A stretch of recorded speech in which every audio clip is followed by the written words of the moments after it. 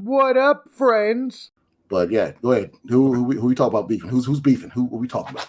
All right, so the new hottest rap beef. I'm not gonna call it hip hop because only hip hop ones. Well, okay, I give J. Cole hip hop too. Well, Drake is not hip hop. I do not consider him hip hop. He is pop to me.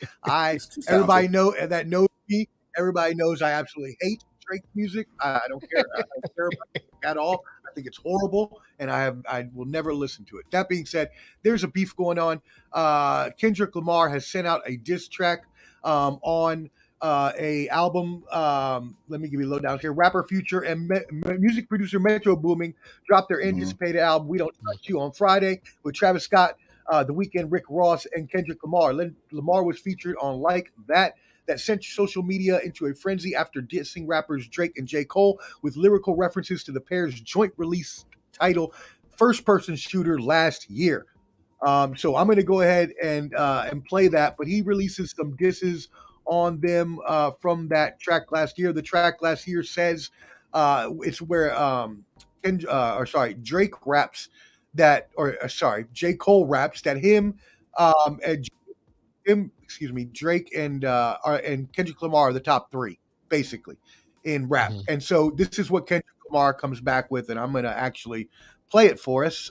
Heard a couple shots there specifically to the first person shooter where he says there is no motherfucking top three, it's just me. He also then tells them that he better hope that he don't find them with his three switches, which y'all hope, if you don't know, it's just reference to Glock interchangeable switches, which doesn't really matter. And then finally, right, he hits Drake with his own low blow on his album that recently came out, and just talked about how much of a he calls himself Prince to his Michael Jackson, and says that love when the he said, what's the exact quote? I lost it here now. Whoops. Anyways, so it doesn't matter what the exact quote was, but you heard what he said. Yeah. So what do we think on this, Celebrity? Go ahead first, since you got a roll. First, Prince was better musical all around than Mike Jackson. Just put it out there. Thank you. Wow. Way better. It's way better. Wow. Hold on. Can I say this? Can I say this? Hold on, I got to go. Go ahead. I got to say this. Hold on. Here's the thing, because I always hear this debate. Prince is overall more talented than Mike. Okay. Mike is a great entertainer. Good entertainer. He's good. Great entertainer. Okay. But when it comes to like musical talent, Prince plays several instruments. He writes his own play songs. the guitar, right? Yeah, you know what I'm saying. So he's written so many number one records. He has more. To me, he is more diverse. Yeah. I don't know if you heard this song on his old. It's an old album. It's called Bambi. Yep. If you ever heard that song, it sounds like almost like a Lenny Kravitz type. You know, he got that type of vibe to it. Then he could switch to some kind of love song. Then he could switch to. I mean, Prince has so many different styles. But but go ahead. I mean, no. Prince is like, I'll argue all day. Prince over Mike. I'm sorry, not sorry. But I'll say this: people that follow hip hop will know what, like 10 years ago, 8 years ago, Kendrick dropped Control, talking about the East Coast, talking about everybody. I was about to bring that up. Yep. Lit on Drake back then, you know, on the BT Cipher. So this isn't new. Drake never responded because, I mean, Drake can't respond to Pusha T. We know what would happen. So I respect Drake. Drake is when Drake wants to rap, he can rap. If Drake makes music, I think he makes music for women and jealous ex-boyfriends. There you go. You know, but that's fine though. You could do that. Like, I don't like country music. Do that. Everybody has a niche, man. It's just not for me. Yeah, right. He makes some stuff I kind of rock with, but it's like I'm not a Drake fan. But and J. Cole, J. Cole's good, but to me, J. Cole's good with a bunch of average rappers besides Kendrick and everyone else who's in the mainstream of rap. J. Cole's like, oh my God, he's so lyrical. Have you ever heard of Common? Okay, so calm down, because he's the best. You just don't listen to that. You listen to Juro rap episode, which is good. But J. Cole is good, but he's not that's done before. Okay, it's just you only know that because you're a mainstream person. Like, you know, I listen to like only new people I like is kind of like Griselda, Matt Mayhem, Loren. Oh my God, you know, Conway. Oh yeah, it's got Griselda right outside his mouth. You know what I'm saying? Man, so Conway be flowing, bro. So I'll say all three of them. Kendrick. I wish Kendrick would have named names, but You know, I don't think he probably will not. He'll probably not. He may wait a year to say something, you know, because he has no dirt on Kendrick. What do you have on Kendrick? He doesn't put his life out there. He talks about cheating on his wife when he did that. So what do you have on him?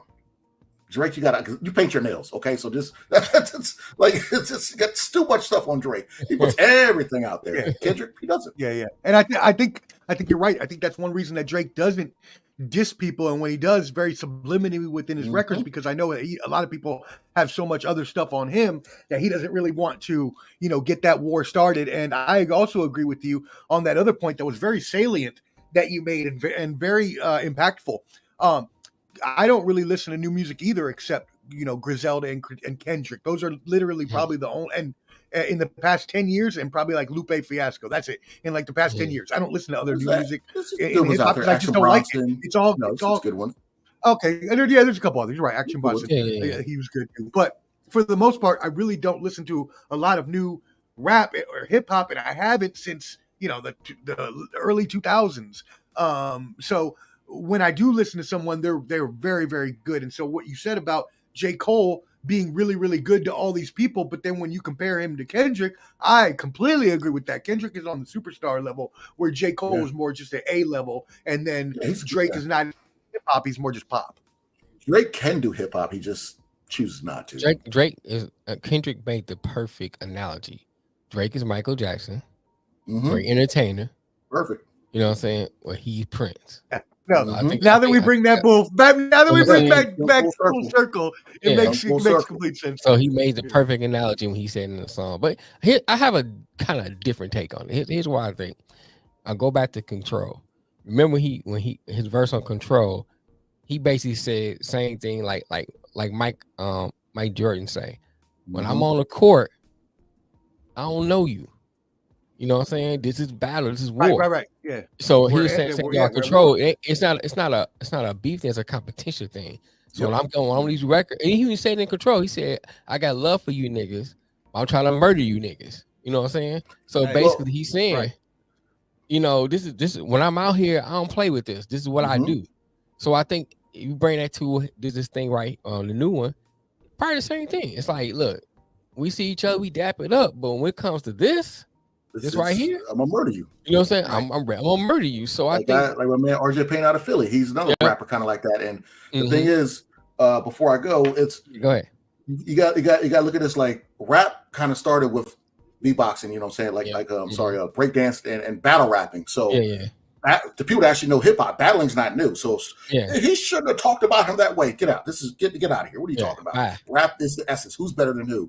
So I think Kendrick's putting on a lie. Yeah, I'm gonna have all y'all for breakfast. So what are you gonna do about it? You know, so can't I touch them? Right, I agree. Yeah, but hey, fellas, I'm out of here. I gotta go to a sleep study and get my CPAP renewed. So y'all be good. I'm gonna listen to you all on the phone for as I head up there. Go get that. That CPAP renewed and get some rest so you can get on all them mamas when you come visit Nashville next weekend. As we mentioned, Clubber D, the Combat G, and yours truly, the Sports Professor, next week, Saturday, April 13th, 2 p.m. live on location from Nashville. I'll be down there. Going over UFC 300. He will be here in the flesh, and we will reckless, and we will. Wow. Some of those mothers be like, "Hey, he was down there." Maybe for the mothers in the club. I've been up in there. How about that? But hey, y'all be easy, okay? All right, man. Okay, that's me, Mel. Appreciate you, brother. You too, man. Oh, brother. Yeah. And so for Detroit Mel and myself, we're gonna stay on for a little bit longer. We got the Instagram. Sorry, y'all just got kicked out. It's the hour limit thing for Instagram that they do on the live stream. They really need to change that. That's stupid. But anyways, we're gonna give you our final thoughts here. But as I mentioned, actually, Detroit Mel and I need to hop off here because we actually need to record for our upcoming journalistic series called Storyline Sports, in the vein of E60, E360, and all those good journalism sports shows. Detroit Mel and yours truly, myself, we have put in a lot of hard work, research, and editing and recording and everything into this. So please be on the lookout for that. We're starting to promote it now because we're hoping to release that here in the early late spring, early summer. So be looking out, and we're going to start promoting that here in the near future. So check that out from Detroit Mel and myself. But do you have any final thoughts, brother? Oh, go ahead. Yeah, I wanted to say. Oh, also the radio station will be up this summer. I already started putting in the motion, so we have the radio station up too. But final thoughts on the Kendrick. Hey, I got you, bro. But the final thoughts on the Kendrick beef, man. Here, my thing is this. I don't think that it's really that big of a beef because Kendrick did a song. He did a couple songs with J. Cole, but it was one particular one that Kendrick didn't realize that it was a serious song. He kind of just went in there, did a little something, and it was an okay verse. J. Cole, he took it serious, and Kendrick's verse was still almost as good as J. Cole's. They did another song where Kendrick knew about it, and Kendrick just murdered the thing. So to me, it just shows you that it's not really a beef. Wild. You know what I'm saying? Right. It's like there's levels Kendrick's up here, and Cole is not quite up there yet. Is Cole talented? Yeah, he's talented. I'm not taking that away from him. Yeah, sure, but, sure. But Kendrick is very talented, man. And here's my thing. I'm like you. I don't like a lot of new stuff. And if I listen to it and I say it's good, you know what I'm saying? Right. It means it's good. I go back to one of my favorites is like Rakim. Yeah, my favorite is KRS-One. That's my favorite. KRS-One, great battle rapper. Oh, my favorite. You don't want to battle KRS-One, man. You're right. Rakim, all of them. When it comes to Daddy Rap. Coogee Rap, Kweli, Black Star, all of them. Yeah. All of them, man. Here's my thing about hip hop, rap, whatever you want to say. There are some people who come into the game who change the game, transcends the game. And I go back to Rakim. When Rakim came on the scene, they started doing that slow flow, and that changed the game. Everybody said, "Oh wait a minute, we got to see what he doing." And then some people started coming with that slow flow. You come with NWA when they came into the scene. You know what I'm saying? That changed the game. So now you go to Kendrick. Everybody trying to be like Kendrick. Change the game. That's how you know you're great. You change the game. We make sport. We do a lot of sports. So Michael Jordan transcends the game. If nobody don't know no other basketball player, they know Mike. So that's bringing it back to full circle with Kendrick. That's how you know that this ain't really a beef, because how can somebody who is transcends the game, who is the competition? Who's the competition? Right? How can I beef with you when you're not my equal? You're not my equal. You know what I'm saying? It's not even fair. Or as I believe it was somebody told I believe it was in the 80s. When it was a Duran fighting or somebody told him his arms were too short to box with God. Like, you're just not on my level. You know what I mean? Yeah. I think it was in the 80s. I think it was like Duran and Leonard or it might have been. Yeah. I think it might have been. But yeah, I just think I think that people, the fans on a fan level, not the media, but on a fan level, they're blowing out of proportion, man. It's just that Kendrick, when it comes to the game, he tries to get on there and show you just what I do. And I really don't think he takes it serious as a beef, like people on the outside look like, oh, they beefing. No, man, that's what I do. So I get on here, I'm gonna show you. Eminem's the same way.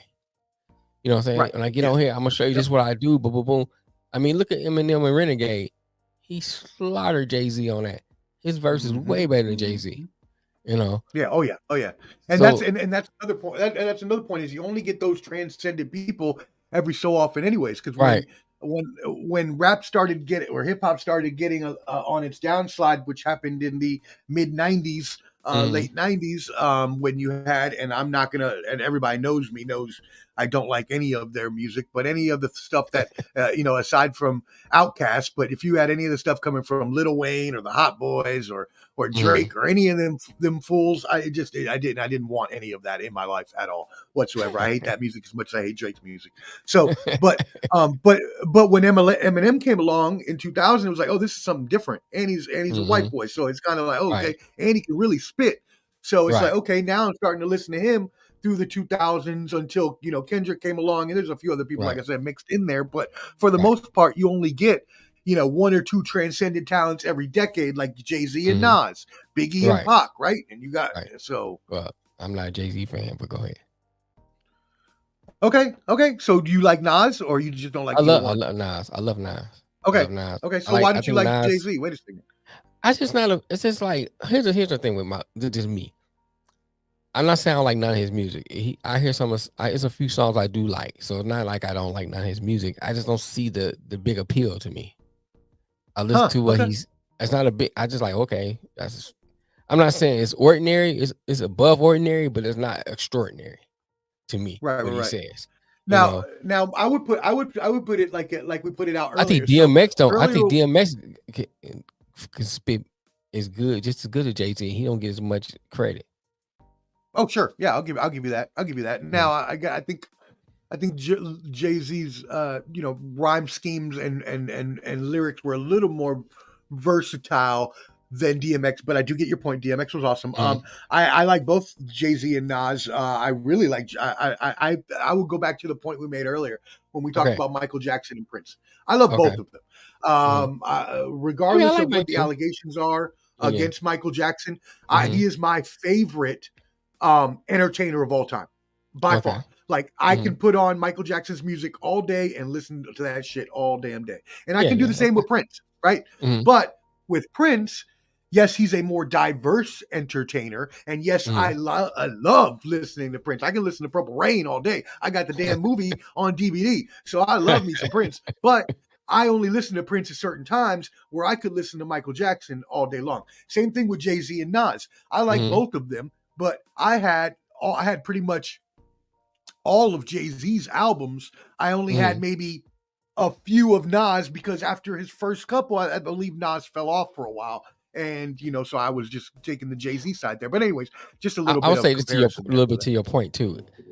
You got, I'm going to use Papoose as my example. Oh yeah. Papoose. You got some people who has that talent like Papoose, but they just don't have the musical backing to go with it. Yep. You know, they don't have either the backing, the charisma, or the marketing, or whatever. And I think it might be a little. You say thing about cannabis. You say thing about cannabis. Yeah, exactly. Yeah, you're hard to paint. Your lyrics are great. You can spit well. Your scheme is awesome. You sound great. But I mean, the New York gangster rapper Jay-Z has had all of so that many times already. Jay-Z had all that. So I think that's one of the things that Jay has over them. You know, he has the charisma. He has the rhyme scheme, and he has the music tracks and all that stuff go with all that stuff plays up. I mean, even what's my man name? Oh my Logic the same way. Oh, Logic to spit. You know what I'm saying? But sometimes his music is just not there. So it can't sometimes your talent can't translate onto a record.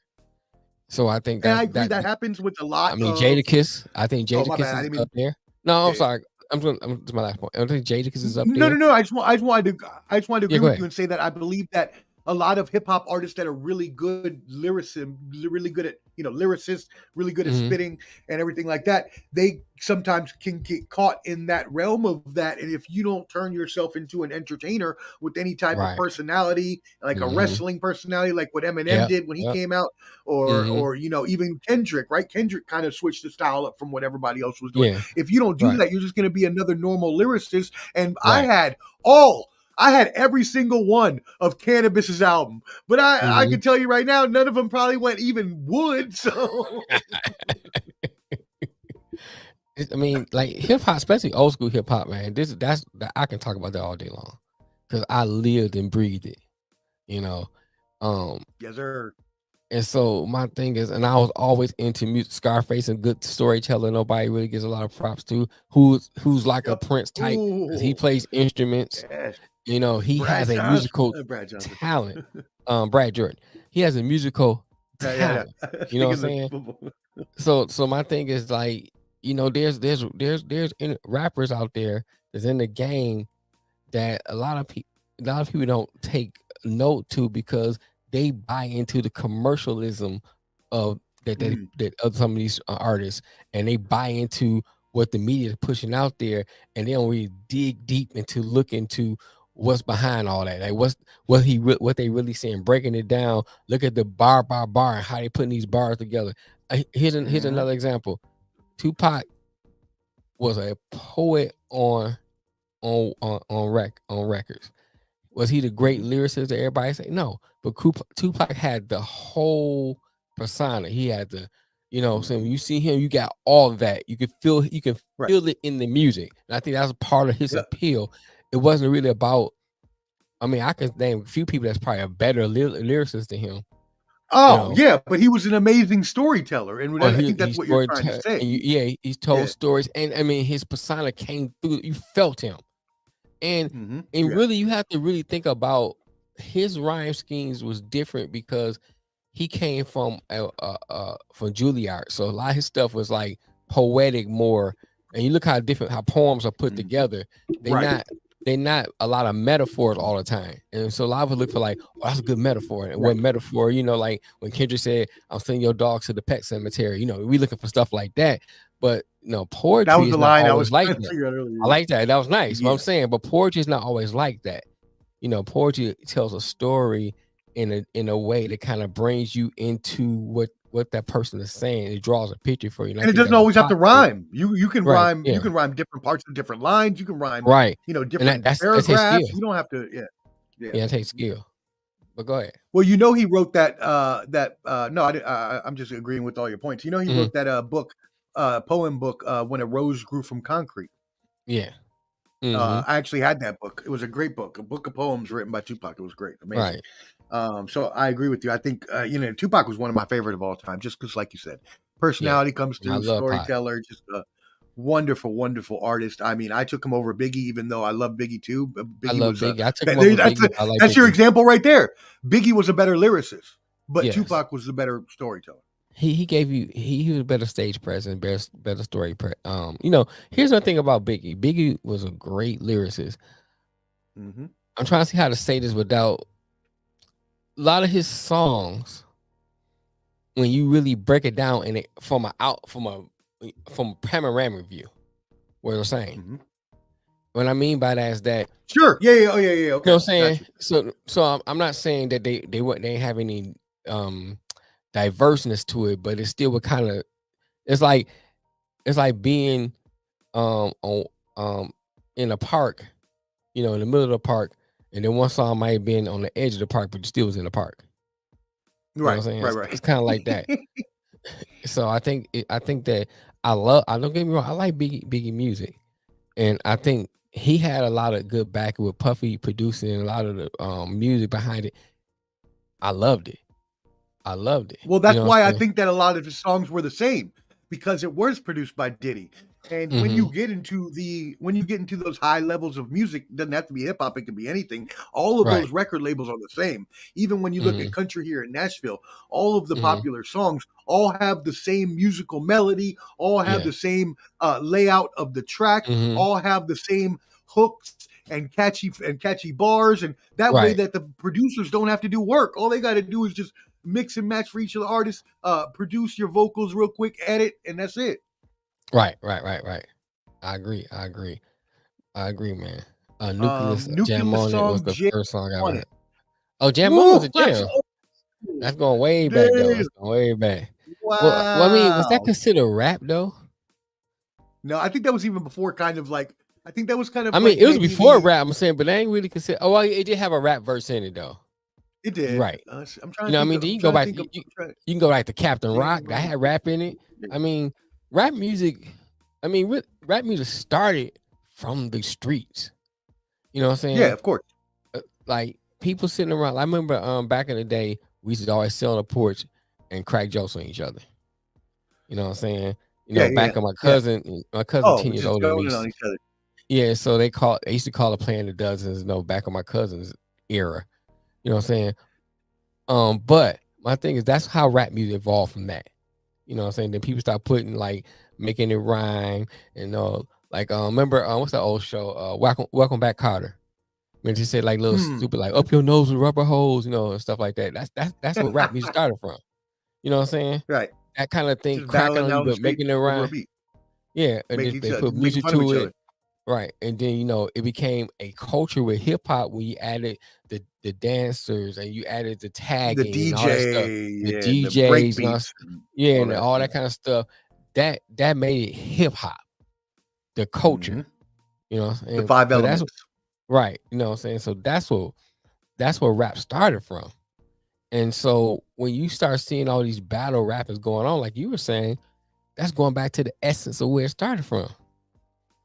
And I think that it's because of the day and time we live in, we looking for drama all the time. You know what I'm saying? But we go and battle it out. Even we have to go back to what my point about we sitting on the porch talking about each other. At the end of the day, we shake hands and go on about our business. You know what I'm saying? It was just something we did. Love. It's all love. You know, and the same thing with this battle rapper. That's how battle rapper was. It was just we say what we're gonna say, it's all love. But now since we got all the social media, everybody, oh man, you see what Kendrick said about, man, Kendrick probably ain't thinking about that. This is what when I come out here, I'm saying like I say, boom, and moving on. So I don't see a problem with it. Yeah, no, and I agree with you. And you know me, I am a hip hop artist. I've been doing hip hop since I was 14 years old in the streets, and that's where I got my name, the Street Professor.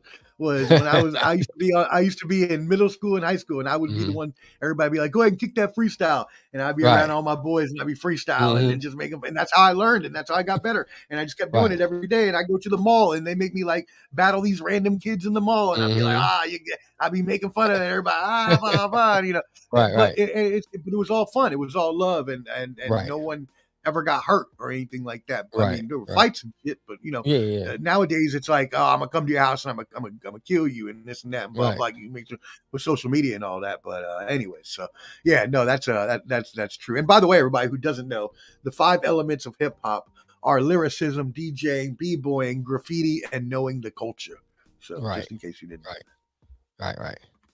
Well, hey, man, that was an amazing show. I love that. Thank you all for joining us. This was the premiere episode of Banter, Brawls, and Bravado. So we will be featured. This is going to be a new series put out by Ball and Buds. We're going to hopefully make it into a weekly series or a bi-weekly series, and we'll be having guests on all the time. So don't worry, you will see obviously Detroit Mel and Wildcard Mar from I.O.W. Sports Network. Again, you will also see other Ball and Buds correspondents as well as other people from Let's Talk Sports coming through. But this is going to be an unfiltered, raw, uncut, everything I've always wanted to do when I started the podcast. This was my dream. I wanted to just have all my friends around talking shit, and not just about sports, but about anything in the world. And so that's what this is going to be about. We're going to come in here. We're going to talk shit. We ain't going to care about your feelings. We ain't going to care if you don't like cuss words. We're going to talk about the dirty subjects that people don't want to talk about, but we're going to keep it real, and we're going to keep you entertained, and we're going to keep you laughing. So for my very, very special guest and my co-host on Storyline Sports, which we're about to go work on now, so you'll keep your eyes out for it. If you want a dirty show about everything and raw and uncut, this is your new place, baby. The premiere episode of Banter, Brawls, and Bravado. For my co-host, Clubber D, the Combat G, which again, check us out next Saturday, April 13th at 2 p.m. live from Nashville over UFC 300 and Ryan Garcia, Devin Haney fight. Check us out live on Ball and Buds at BALLANDBUDS. Again, BALLANDBUDS. And for I.O.W. Sports Network, Detroit Mel, and Wildcard Mar, who was on earlier. Be safe out there, brother. We love you. Enjoy WrestleMania. For all of us here at Banter, Brawls, and Bravado. I gotta get the name right. I'm just starting with it. It's a brand new name from Ball and Buds. Broads and brawls and broads, balls, and all kinds of shit, and paws, and sound like a Diddy party. So, you know, I sound like a Diddy. Yo, on that note, we are getting out of here. We appreciate all of y'all. Peace. Peace. Holla 5,000. Holla 5,000.